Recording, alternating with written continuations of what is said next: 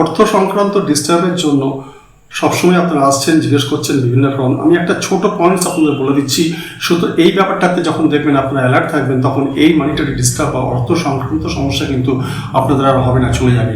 শনিদেব হচ্ছে আমাদের সমস্ত কর্মের কারক বাহক, সমস্ত আমাদের রোজগার, অর্থপাতি, ইনকাম সমস্ত শনিদেবের মাধ্যমে কিন্তু আসে। ন্যায় অন্যায় আপনি যাই করবেন, আর তার বা আমার যে শরীরে ব্যবহার করি তার কারক মেন জিনিস হচ্ছে লেদার, যে কোনো চামড়া জাতীয় জিনিস এবং লোহা।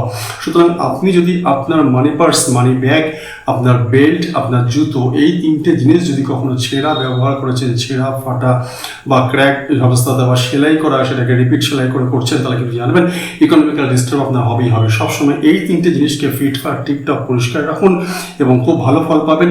মানি পার্সের জন্য অবশ্যই আমার রাশি অনুযায়ী মানি পার্স যেগুলো ইউজ করা উচিত সেই ভিডিওটা ফলো করুন এবং সেটাকে ইউজ করুন। দেখুন এখান থেকে কিন্তু অনেকটা বেটার ফল পাবেন।